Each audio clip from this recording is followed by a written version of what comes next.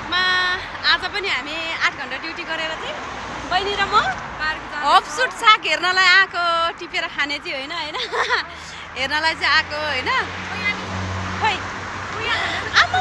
यहाँनिर कति धेरै हपसुट साग मन पर्ने को हुनुहुन्छ कमेन्ट गर्नु ल है हैन त बेतेको साग आऊ बहिनी हामी दिदी बहिनी दुईजना चक्क लाएर टक्रक टक्र हिँडेको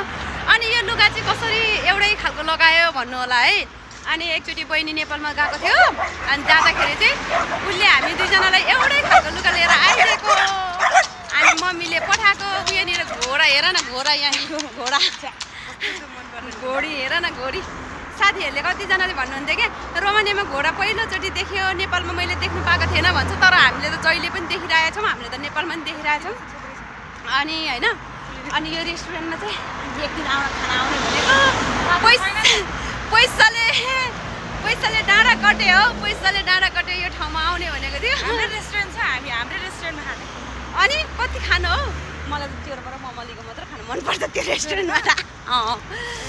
अनि हामी चाहिँ घुम्न जाँदैछौँ यतातिर है साथीहरू हेर्न सक्नुहुन्छ बाहिरको ड्रेसटे है अनि सबै मान्छेले हेरिरहेछ यो लुगा के होला भनेर है कहाँको होला भनेर र हामीले चाहिँ यस्तो छौँ है हेर्न सक्नुहुन्छ पछाडिको दृश्य चाहिँ यस्तो छ हामी बस्ने ठाउँ चाहिँ आकाश पताल इन्द्रेणी पनि कता गयो ऊ हातले देखाउनु हुन्न रे हात पाकिन्छ अरे हात देखाउनु मान्छेले भनेको पहिलाको मान्छेले कहाँ त नि हाम्रो त्यो यस्तो फलफुलहरू यता यसरी देखायो भने चाहिँ हात गरेर हामी चाहिँ रोड क्रस गर्दैछौँ यो बहिनीले चाहिँ कति भन्छ क्या सम्झनाले चाहिँ बाटोतिर भिडियो नबनाऊ दिदी जहाँ गए पनि भिडियो बनाउँछ भन्छ क्या डर लाग्छ अरे होइन अब सम्झना नेपालको चुत्री एकचोटि तिमी चाख न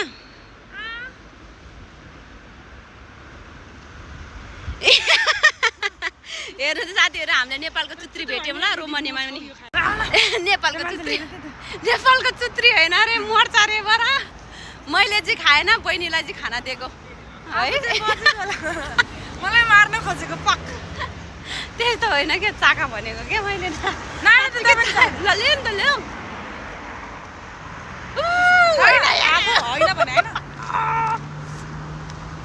धन्न खाइछौ तिमीले यसको टुप्पै झऱ्यो संसारमा नथाकिने मान्छे नै हामी नै होला स्ट्यान्ड बोकेर झोला बोकेर भिडियो बनाउन हिँड्ने खानाको केही कुनै कुरा गरेको छैन बेलुका गएर चाउचाउ खाने भनेको छ पछि पेट धेरै बिरामी भयो भने मजीमा छैन है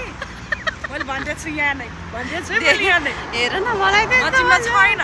मैले दिदीलाई आउनु दिदी म झोलिलो खाना बनाएर खुवाउँछु खाम भनेको त हिँड पार्क हिँड्ने एउटै ड्रेस लाएर हिँड रे अब हिँड्ने अब गएर पार्क कति बेरसम्म बस्ने हो बस्ने अनि त्यसपछि पछि पेट गडबड भयो यो भयो त्यो भयो बिरामी भयो म यहाँबाट गएपछि भने पनि पख मैले जान अब आलु बखरा टिपेर खाने हो कि नेपालको जस्तो बिरामी भन्छ हुँदैन क्या अचार हालेर चाहिँ खानु रे दिदी अचार कस्तो राम्रो हुन्छ अरे बरु एक दिन भोलि टिपेर लिएर जाउँ है पहिले अलिकति यहाँ हेर्नु आलु बखरा हाम्रो नेपालको कति धेरै फलिरहेको छ खाना पाइन्छ क्या यहाँ त हेर्नु न आलु बखरा यो स्याउको रुखहरू आमा स्याउ पनि कति फलेको छ है